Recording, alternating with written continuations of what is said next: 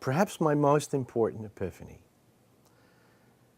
I think it came during a time when I was interviewing John Kenneth Galbraith about the economy. It was around 1972. I asked him a question about the economy and what he thought about how we'd get out of our doldrums and the bad economy at the time. And he answered the question, and I didn't understand him, didn't get it. And so I had to ask myself, do I say yes, thank you for your answer, and pack up my camera and go? Or do I say, you know what, I just don't get it? So I decided to take the I just don't get it route.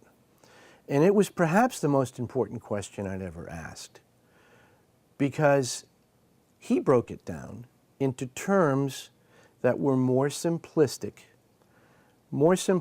for the average audience who was watching television at 8 o'clock on a Thursday or Friday night, watching this documentary about the economy. And he broke it down so that the man from Mars who lands on our planet and knows nothing about us, in an instant, with 2 or 3 sentences, could understand what the problems were. I really based the rest of my career on creating projects that hit the common man, that gave them a very clear understanding of what the basic project was about. Then, of course, after you set that up, you build onto things. You get into a more sophisticated route within your documentary, more questioning, but the basic premise is there at the top of the show. And so I've sort of used that as a guide for almost everything I've done in life. We do that with home videos. We break it down into the simplest form of comedy. Comedy that kids really like.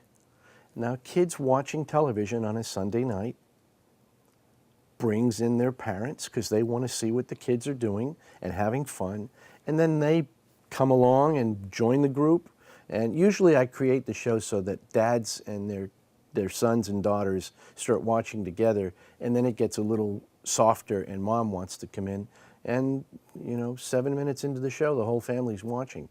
I know who my audience is. I'm very proud of the fact that I sort of have the ability to make the everyday working person be able to relax,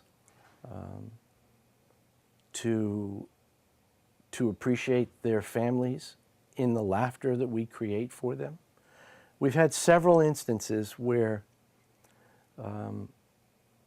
it's sort of a benchmark from point A to point B on how people see our show. Early on, we got a letter from a fellow who said, my wife was 9 months pregnant, and we were waiting for the baby, and the baby just wouldn't come.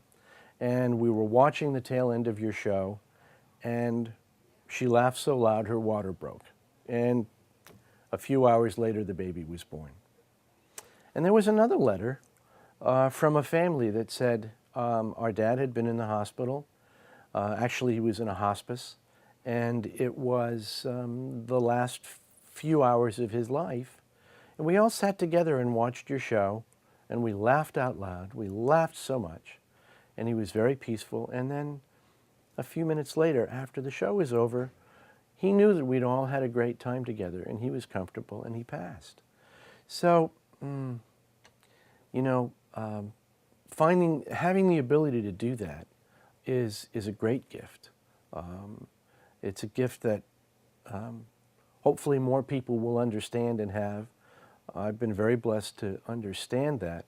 I don't always get it right, but I really try at it. I really try to focus on what is the simple message, what is the simple humor, and it's guided me pretty well.